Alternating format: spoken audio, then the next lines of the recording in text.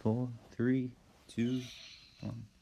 All right, and welcome to the Anti-Cast with Thomas Sheridan. Today is a special guest. Really happy.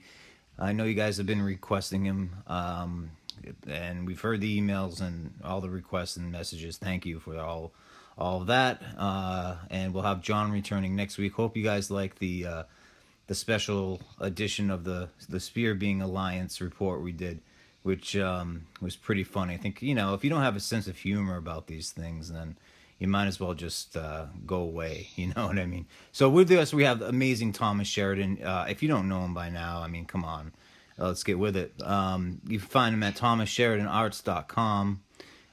He's an artist, a filmmaker. Check out his Occult Dublin, which is one of my favorites, because I'm a James Joyce fan and just love the whole architecture of that. He talks about so many things. It's ridiculous. But corporate psychopathy, and all kinds of really interesting topics. He's become one of the most in demand speakers and guests out there in this so-called alternative media movement, if you want to call it that, or whatever it is. But hey, Thomas, I don't want to waste any more time. Thanks for coming on, man. Oh, pleasure to be here, Brandon. Thanks for having me. Yeah. So yeah, man. I just thought. Where should we start the discussion? I'm thinking, when I was watching your videos, and I've been a fan for as long as I can remember. Really getting into, I didn't really wake up. I don't know what waking up would be, but coming on to your work, I think it's been about 3 years. Which it might not be a long time, but. I've pretty much consumed I think every talk you've given that's out there, and books and stuff. So there's just so much when you approach someone like you, I just have to narrow it down a little bit, and I want to ask the questions that maybe not everybody asks. So I noticed that you're an artist as well, and you painted a really great Cthulhu at the pub or something like that. When did you get that? Was great, and I thought that was great, and I think the H.P. Lovecraft fans love that. And they're a group of artists too. When did you become a fan of H.P. Lovecraft, and how did that come about? When I was about 14, we used to get these comic books from America, published by a company called Warren. Mm-hmm. I was a big comic fan, and I wasn't huge into like the Marvel and DC imports, but there was these 3 comics that came from the US: Creepy, Eerie, and Vampirilla. Mm. And they were just outstanding, I thought at the time. The artwork was amazing, off the scale. The stories were very dark, but they often had a very tongue-in-cheek kind of darkness about them, right, which I really liked. And I used to devour these comics. They're quite collectible now and quite valuable, especially in this part of the world. And it was about the only American comics that were imported that I really got like mad for. So anyway, the letter page is always fascinating me because, especially back then in Ireland in the late 70s, we were very isolated from America. America might have well been on another planet, and it seems so spectacular and gigantic compared to where I grew up. But now I realize everything is kind of relative in a different kind of, like in a kind of a, should we say, a psychic level. Mm-hmm. But anyway, looking back on it now. But anyway, there was a letter in one of the issues of one of the magazines, and someone had said, "Will you do, comic book interpretations of H.P. Lovecraft stories?" And the reply was, "Well, we're all gigantic Lovecraft fans here. But there are copyright issues and so on. But many of the stories in the comics are homages, or they are kind of inspired by Lovecraftian ideas." Well, I didn't know who this guy was. Who's this guy? So somehow, a few years later or something, I got my hands on an audio cassette of David McCallum, who was reading The Rats in the Wall. Oh, cool. He was the actor who was in the Man from U.N.C.L.E. Okay. And that was the first thing I think I ever came into contact before I even had a book. And I just loved the whole kind of style of it. So then I started getting the books and reading them, and it was it was a life-changing thing for me in many ways, because I immediately thought that he was documenting real events. I know that sounds mad, No, it but doesn't. Yeah. the way they were written, particularly the way he, that's almost like it was almost a journalistic style. That it's and every the details were so precise. Right. That it seemed to me that, like, is this guy reporting fiction or fact? And I still don't know, to be honest with you. I still don't know on some levels, particularly when it came to things like the Necronomicon Right. and things like that. And an amazing thing happened to me one night, and this is no joke, I swear to God. Yeah. I had like the Penguin or the Corgi book of H.P. Lovecraft, whatever company produced, a collection of short stories. Yeah. And I also had the Colin Wilson book on the Necronomicon. Oh, I still fantastic. have the original copy right in front of me now. It's in bits. The original one from '76 or whenever it was. Wow. In front of me. And I at that point, I still believe the Necronomicon was real, even though, because the way this book was, you see, there was no internet back then, Right. so you had to kind of like, you just didn't have to find a way to find out, unless you lived in America and you get the Providence or something like that. I just didn't know, so Right. I had the Book of Dead Names. And the way the cover was laid out, the lost masterpiece of occult literature, and this is around the time I was reading David Edwards and other people's books on magic. And I just assumed it was real, and especially the way Colin Wilson wrote the introduction and all the rituals and everything involved inside it, and so on. So I'm sitting there, I'm lying in bed, right, and I have this. There used to be three broad. I don't think I have them in America, but we had AM, FM, and LW, which was long wave. Okay, yeah. And long wave is what we used to listen to European stations on. Oh, cool. And there was a pop music channel called Radio Luxembourg. And Okay. At the time, and it was like a rock music channel or something. I was listening to, little transistor radio with the little earpiece going, Right. Yeah. And I'm not kidding you. I used to love moving around the AM dial, right? Moving around and you hear all the static and the noises. People today would never know that. Oh, I know it. Like. That's sad, yeah. Amazing, isn't it? And then I heard for a split second Rhode Island's largest Buick dealer, and a bit of a jingle. No way. And then it was over. I didn't know what a Buick was. I had no idea what a Buick was. It could have been a food for all I knew, right? Right.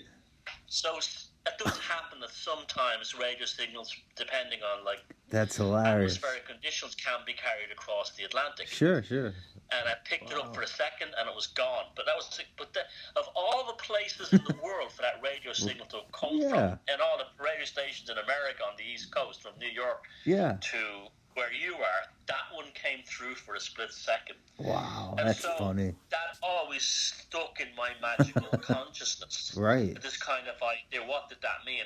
But and then when I got to America and I was living in New York and playing in bands, we were all the singer especially was a huge Lovecraft band, much bigger than me, and he was just always in the consciousness, in the background there. Right. In a way, but I noticed, and another thing too, I find his books, his ways to sound, kind of comforting. Mm-hmm. I don't know why. Mm-hmm. I think because it deals with subconscious themes of this kind of undercurrent of the psyche coming up and destroying everything, and that's how really I got into it, and why it stayed with me. It's a strange kind of way of getting into it, but that's how it happened. Wow, that's amazing. That's a really great. That's amazing. So because I noticed that you'd mentioned Lovecraft here and there. You painted Cthulhu going to the bar, and I was like, oh man, I'm a huge Lovecraft fan. I mean, the way he came to me was like, I look at him as like Alan Moore does, which is he's the guy who wrote The Watchmen and V for Vendetta and League of Extraordinary Gentlemen and so on. But he takes Lovecraft to be sort of like some mixture between prophet and but he would recoil from that identification in a way, I think, personally. Lovecraft would. He was so I say this as Necronomicon is actually going on right now in Providence, and believe it or not, there's a whole week dedicated to H.P. Lovecraft and his books and the artists and all that come out in the booksellers that are keeping the Cthulhu mythos alive and all that. But you know, he's inspired and his influence is so huge. I don't think people understand anymore like how powerfully influential he was on Star Trek, Doctor Who, or any of the things that would follow him. Even the literature, Stephen King. I mean, these massive giants in the field owe a big debt to this guy from Providence that was just, pretty much, just kind of stuck to writing. There's still letters being discovered, and he's written over 100,000 letters that have been cataloged. And we don't still. You're right. We don't get it. We don't need like some of the generation. You're right. They don't know what it's like to find those weird, radio stations or signals that get through. Right. And everything right now is just like immediately gratification, and there's no this. It's kind of lost a bit of its magic. For me, television was magic. Like how am I seeing this here? I understood it was it was a technology, but wasn't it Arthur Clarke that said any advanced magic is inseparable from from magic, right? Or technology. So magic and technology very tied in. But with H.P. Lovecraft, so one of my favorite stories, and I think you did a reading of it, which is awesome because all his books and everything he's done, all his writings are public domain, and like finally, and there's no copyright infringement on anything. Just to be clear, because I'm going to be doing a bunch of. I took a class, and H.P. Lovecraft was introduced in the best way possible through these amazing audio recordings, and so I stumbled on one that was called "The Shadow over Innsmouth," and that if you live in New England like I do, and you grew up here, there is a sort of like mystical, ancient, curse or something that's been put over the land, and like. You feel that it's not like anywhere else in the world. And so people like Edgar Allan Poe, Nathaniel Hawthorne, and H.P. Lovecraft, Stephen King, that grow out of New England and write about this like New England Gothic horror. It definitely connects to a lot of people. And the idea of a non-humanoid alien was pretty radical too, because even today, we have these blue avians around, and they're humanoid figures that just look kind of like chickens, and but they're still humanoid. Like Lovecraft was saying, no. What if, what if it was on a cosmic scale that, like, if it blinks or sneezes, humanity is gone, or not even that. Imagine if it's just permeating your dreams, So, and then he inspires a whole magical tradition with Kenneth Grant and the Typhonian trilogy that he did, which is really amazing. He's trying to, combine Crowley with H.P. Lovecraft and ancient Sumerian text, and that would eventually come out as the Avon Press Necronomicon with the author of Simon, that a lot of people are really influenced by. So.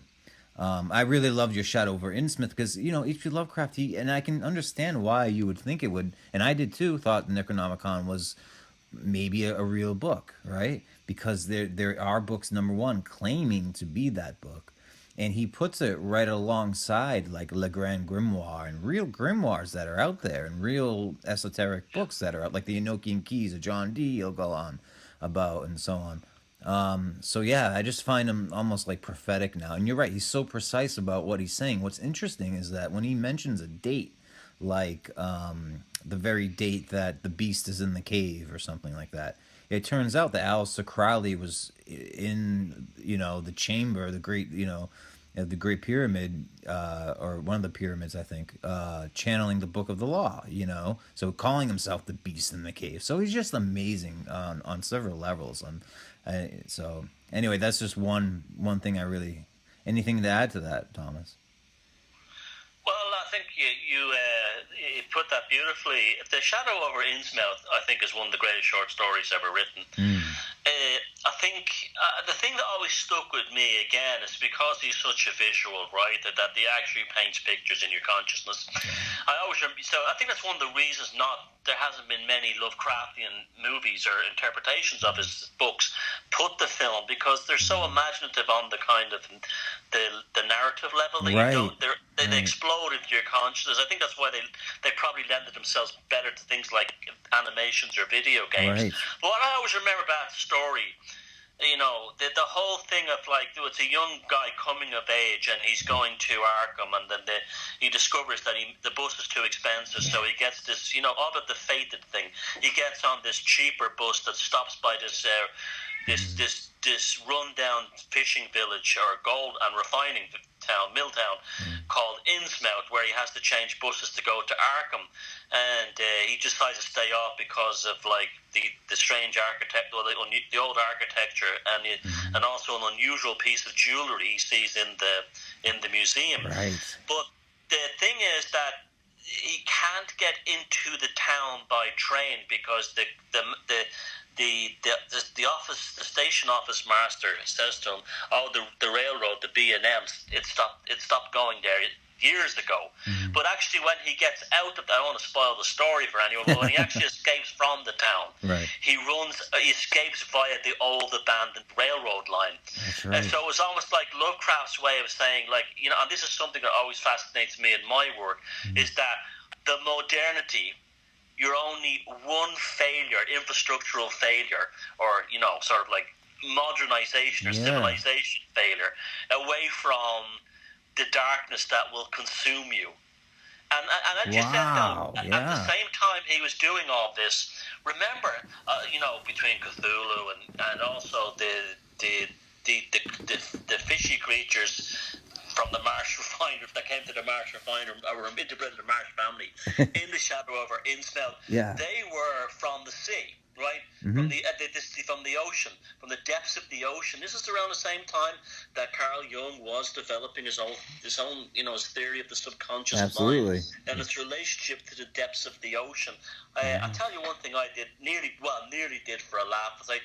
There's a 5,000 euro Neolithic court cairn here called Creevy Keel, and I was showing some people around, some tourists around it one day, and I stood on top of it. Now you can see the Atlantic top of the kind of dolmen at the entrance, and I was standing on top of that, and I was looking out across towards the ocean, the Atlantic, and between me and there was a castle, a Gothic castle called Classy Bond. Now, even though it was on the opposite side of the Atlantic, I burst out laughing because I could not imagine a more Lovecraftian setting. And I was this close to doing the invocation of the Elder Ones. Yeah. Except I didn't want to look like a loony next to the people. But yeah, that's how much it affects you. It's so real. It is real. And yeah, Alan Moore is right. He was a prophet. He absolutely was. Now, back to his whole thing of shunning the magical aspects of his work. Well, I think that was a fear. I think that he actually knew he was an instinctual musician, if not, as some of the theories out there, that his grandfather, who was a big-time Freemason, absolutely, yeah, had a major collection of magical books and so on, read from a child. I think that's highly plausible. But I also think, like, his dreams regarding the night gaunts and stuff, that I think they were actually conjurations.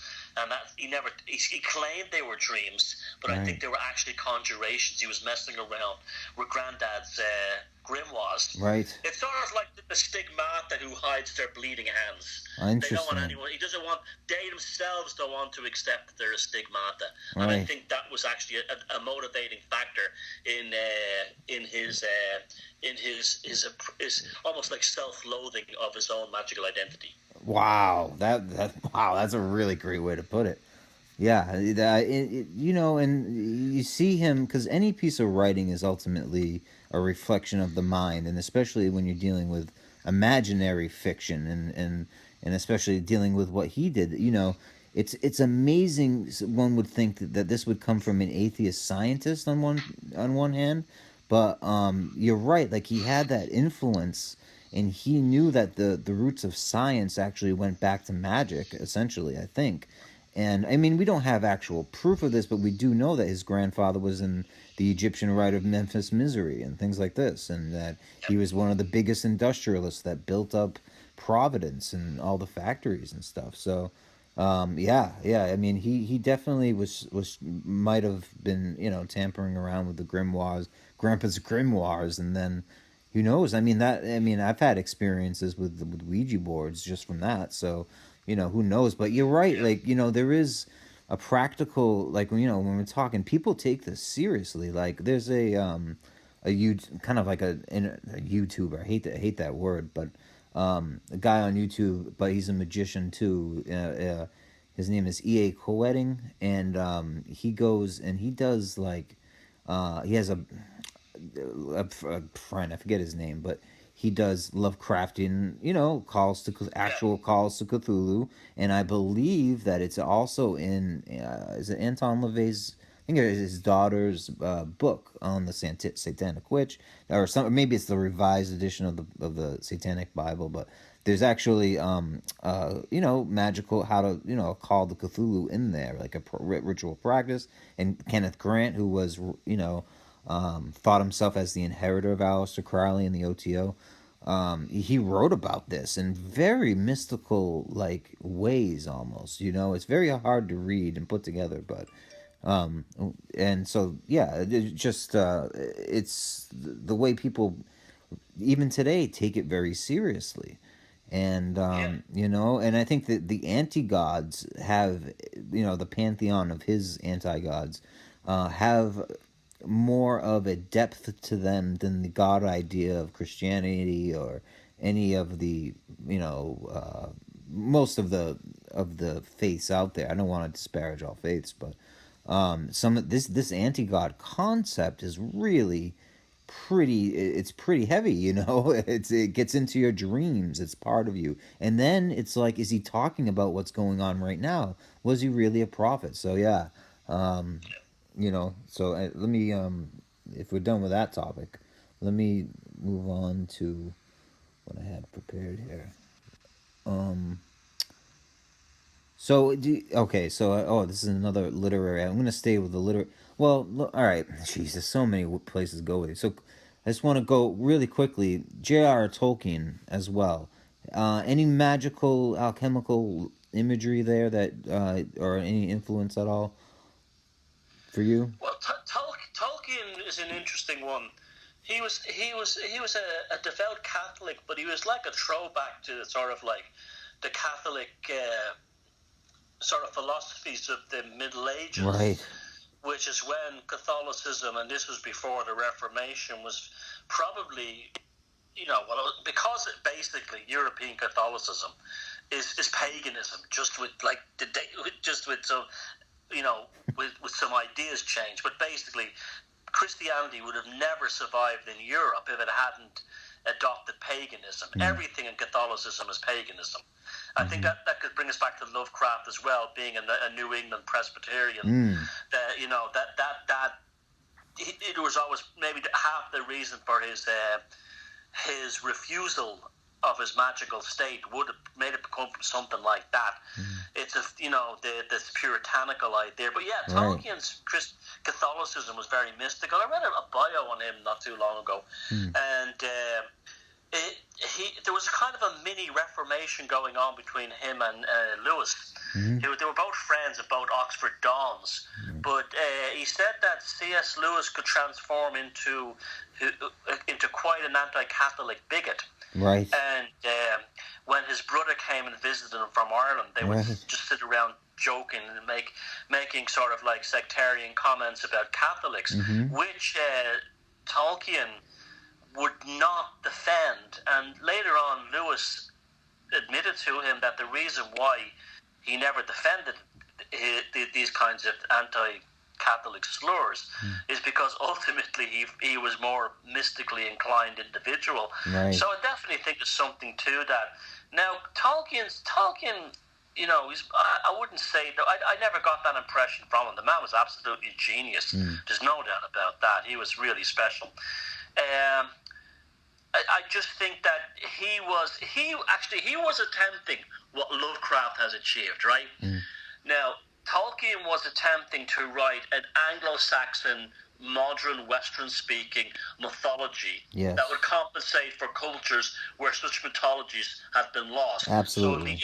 So in the English tradition, well, a lot of that was lost because of the things like the harrying of the North, where basically the English were exterminated by the Normans. And there was also leftovers of Anglo-Saxon, and enough had survived through the Eddas and stuff. So he was trying to reinvent or reimagine a Western mythology in a modern sense, as I suppose people like Stan Lee were doing the same thing at Marvel Comics and so on. However, the one that's most likely to become a Western mythology would probably be Lovecraft. You understand? I think in years to come, his work will be seen in the same way I'm talking about, like, say, hundreds of years from now. His work will probably be seen in the same way that we see the Norse Eddas now.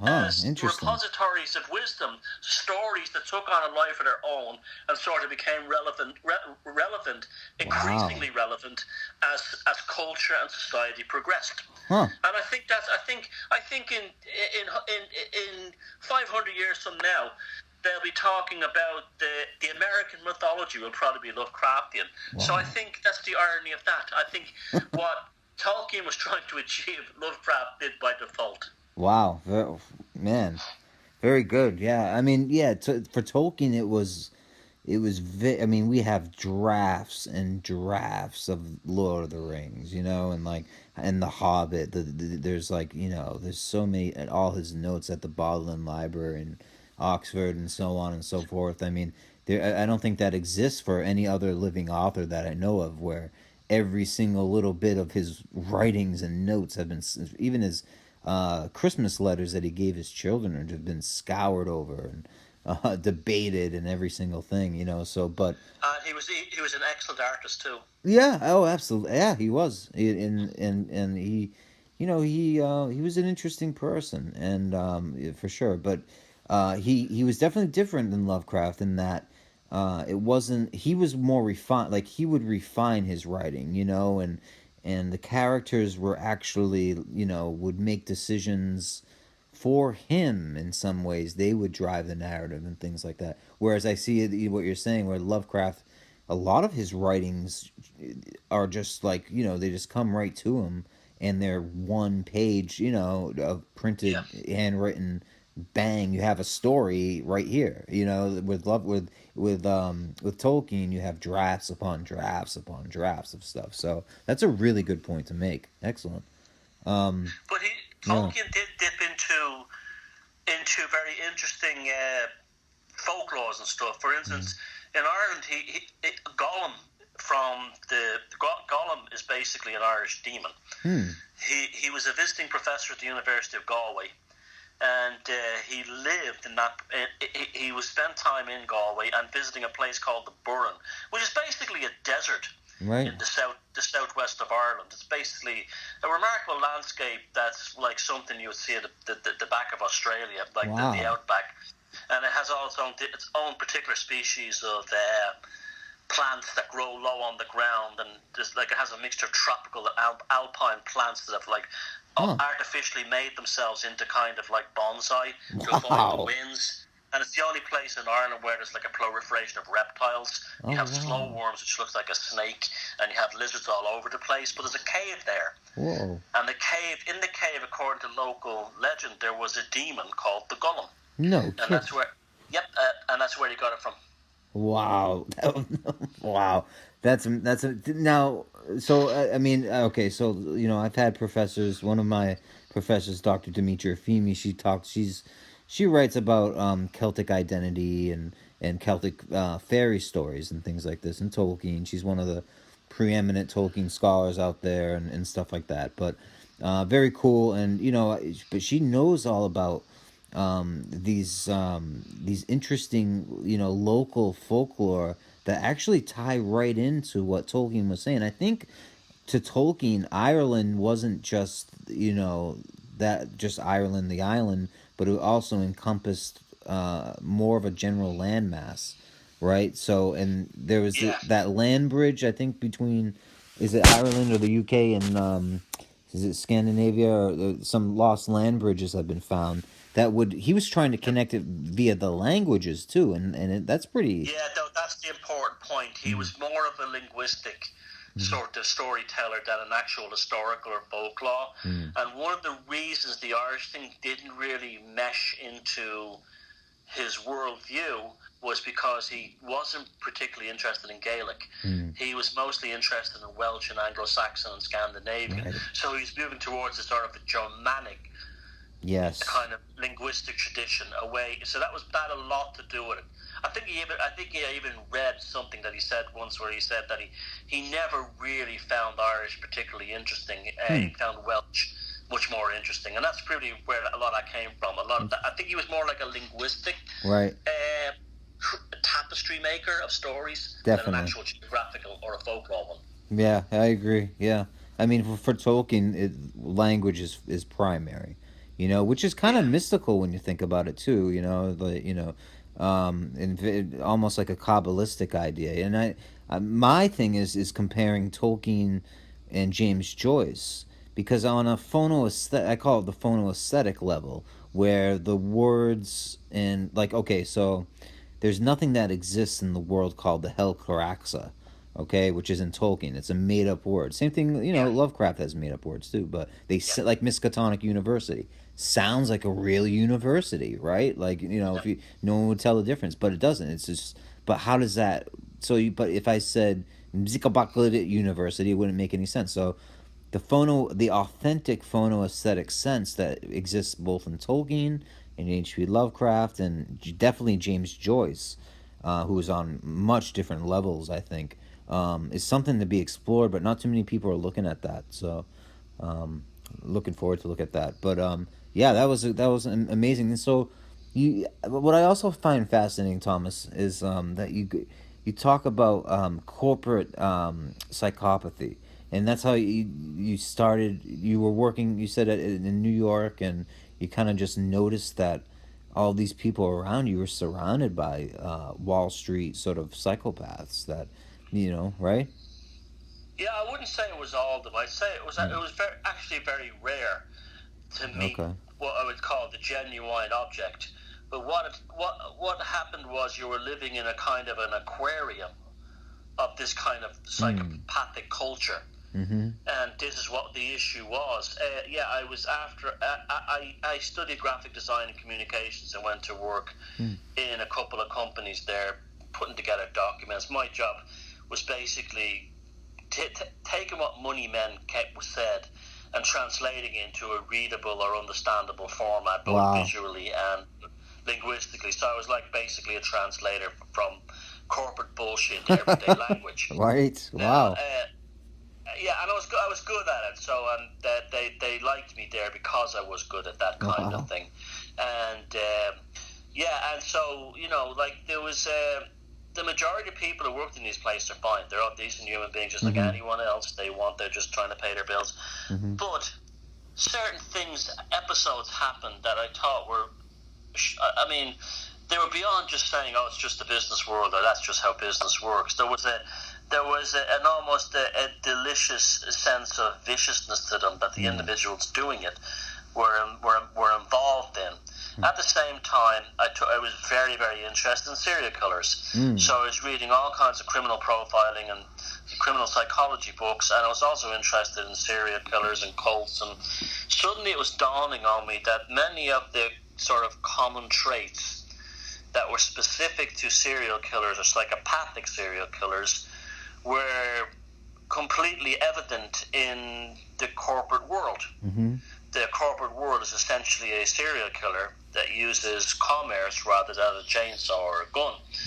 And then I started to notice that certain individuals that I worked with had behaviors that were very, very similar to what was described within these books. They could, they talk about how many serial killers could be superficially glib and very flattering. They could change in an instant. They would be in a moment of power over somebody, that rather than being in a state of upset or what's the word I should use? High tension in a state in a negative way, they'd often be charged by it. It would make them feel great. And I started to see this, and then there was almost nothing around then on sort of like everyday psychopathy. Right. And you get the odd thing. You might get the odd thing in a science, like this New Scientist or a magazine like that. And then you see the odd thing listed. When I was a member of the New York Public Library, and that was amazing. That was like, I mean, so there was some things that I found there. Yeah.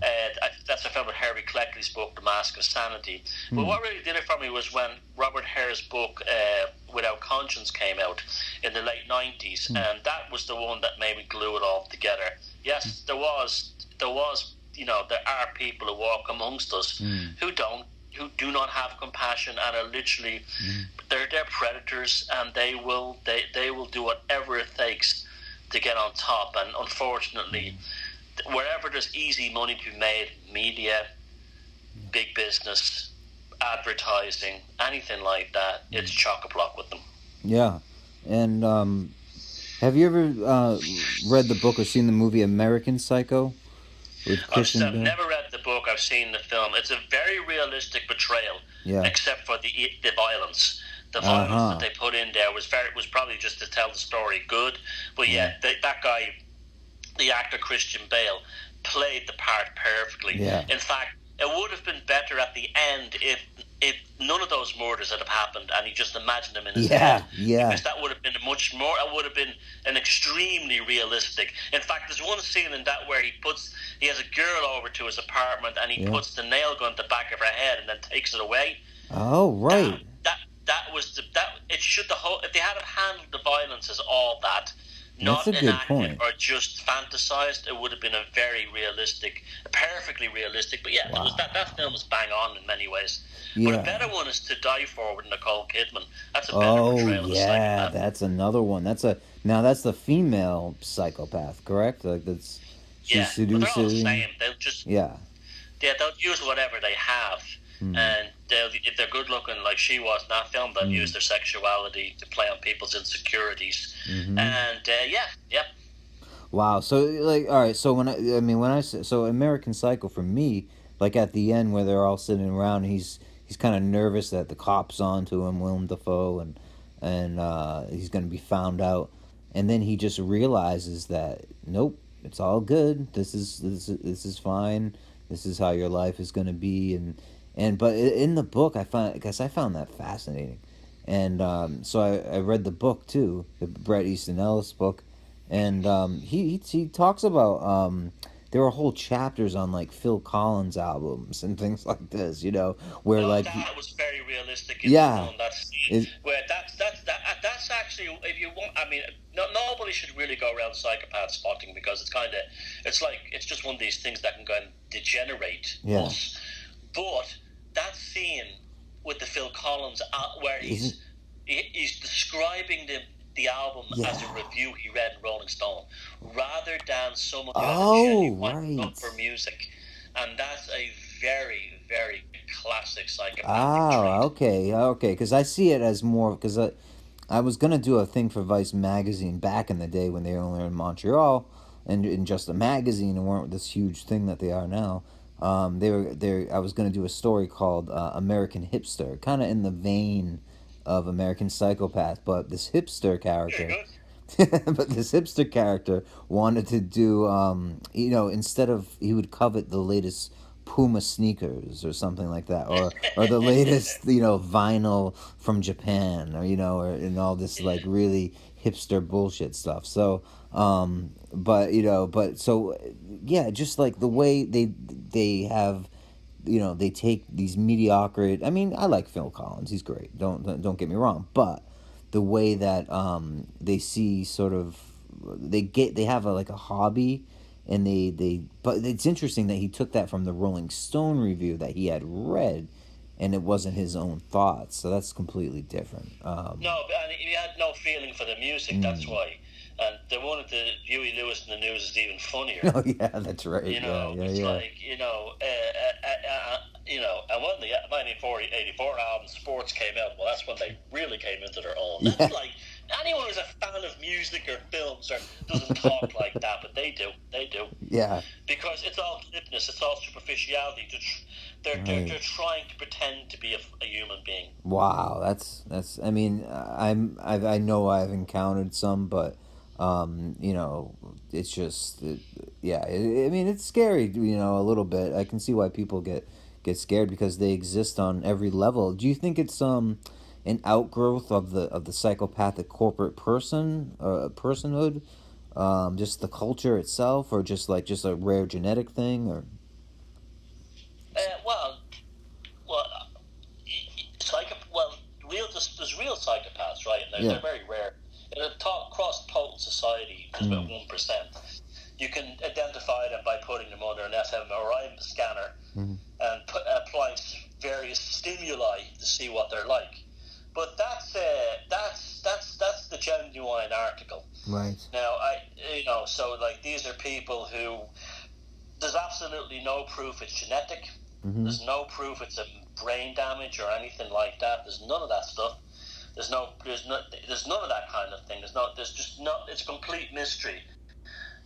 I think, looking at it from a kind of an esoteric way of thinking, maybe a bit woo, is that consciousness exists exterior to the human physiology and probably always has, and it's a different kind of consciousness that gets in there. But that's just my opinion, based on the fact that nothing else has come along to convince me it's any kind of genetic or biological. Now I'm talking about hard evidence. I'm not talking about some.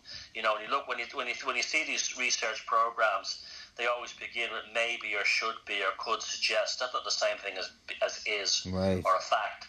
Right. So you get a lot of this kind of nonsense. There was like all kinds of things like that. But the unfortunately, yes, it has permeated into Western society, particularly since the 1980s. For some reason, it happened like it's somehow. There was a film with Michael Caine from the 1980s called The Shock to the System, and it's about two English guys working on Wall Street and the new generation coming along. I think a lot of it was. I think I see everything in mystical kind of ways. I think with the arrival of the kind of the neoliberal economic model, as you know, promoted and put into effect by the likes of Reagan and Margaret Thatcher on both sides of the Atlantic, that somehow a kind of a seed in consciousness is planted at the bigger level, and in the collective unconscious, this kind of, pathological babies are born, or they're molded into this consciousness that actually is right for that time, just like you would get, during a certain political system or you would get the same kind of thing. Right. Now, I think that's, so I think, like, for some reason, it took off for some reason in the West in the 1980s. I definitely think it was connected in somehow to neoliberal economics. Interesting. This kind of coldness. And it put the psychopathic individuals who could actually function in the corporate sphere into the fore. Wow. And it made everyone around them proto-psychopaths, having to emulate this pathology in order to survive. So that's my opinion on it. I think it arises in the collective unconscious. I think it's beyond the physical realm. Yeah. And are they demons or something? Maybe they could be. I think that's as much a good of an analogy as anything. Yeah. But until I see hard science proving it's actually 100% physical, or at least giving me a very, very good approximation of that, I think it's still all to play for and where they come from. Yeah, absolutely. I mean, you did a great talk on Are Psychopaths Demons, and I encourage everybody to check that out because that's a legitimate question. It's a fascinating question. That's really interesting that the liberal economics of the 80s with Thatcher and Reagan is kind of what seeded the plans of these psychopaths. So wow. Fascinating. That's not unique in history either. You have you could have like the kind of like the post-Nietzschean German society where you have like this kind of like a movement towards sort of like a weaponized version of German and Teutonic nationalism. It spawns itself from things like these Wandervogel groups, these groups of young Germans wandering in the forests and wandering across the German landscape, and they eventually became the SS. Oh, wow. So, you know, seeds of consciousness are planted all the time. The thing is to watch out and see where it comes from. I mean, I think it'll be a long time before people actually recognize the damage that neoliberal economics did back in the 1980s, because since then the media has been inventing new monsters for us to hate. Absolutely. Such as the neocons and now Trump. But I think, like, in my lifetime, the pivotal sort of pathological event was the neoliberal economic model, because it basically it destroyed the West in many ways. Yeah, I agree with that. I mean, and there's this huge propaganda push to make Reagan and Thatcher look like heroic in some way now. You know, like you have. I mean, I was stumbling through the TV once and recently, and there was like 2 Margaret Thatcher movies or something like this. And and like and people saying, well, Reagan is the most detested president in history, one of them anyway. In some polls, but who can trust polls these days anyway? But hey, let's plug anything you want to plug. We should probably wind down because I know it's late over there in Ireland. You've been really generous at the time. We'd have to have you on again, Thomas. We've just scratched the top. I'm sorry, I've got work in the morning. I know, it's fine. I'd love to come back. I've really enjoyed this, Brandon. So thank you. Yeah. I'm going to be speaking in Houston I think it's 16th and 17th of September. Oh, Houston, that's right. Texas. Yeah. And so if anyone is down, any of your listeners are down that way, come down. It's a new paradigm conference. Yeah. And I'll be talking about 2 subjects. One, the one lecture will be about the bizarre similarities between the so-called alien abduction experience and Irish fairy folk experiences. Oh, fascinating. Doing comparative things with that, and the other one will be a lecture on Nazi occultism and mysticism. Oh man, wow. Or Germanic folk magic. Oh man. And maybe that'd be nice. It's my first speaking date in America. Oh, so, congratulations! That's been a long time coming. So. Yeah, welcome, man. I wish I could get down there, but I do know that that would be great. I know some of the listeners are definitely in the area. I think some of the listeners are actually speaking in that conference. So best of luck. That sounds fantastic. You have to come on and give us how it went and what I can see the sort of what I'm thinking of with UFO abductions and the elvish otherworld and so the perilous realm and all that. Oh, there's some incredible stories like that. You see, you have to remember that these alien abductions and aliens in general and all these things, they're just the continuum of something that goes back through human history that was fairies and demons and everything else. It's just that's the current vernacular for it. Mm-hmm. Very good. All right, well, Thomas, I'll leave your link to your Thomas Sheridan Arts in the description and the social media stuff. And hey, man, thanks so much for coming on and thanks for being generous with your time. Yeah, it's lovely. I will do it again. Thank you very much, Brad. All right, man. Thanks. Have a good night.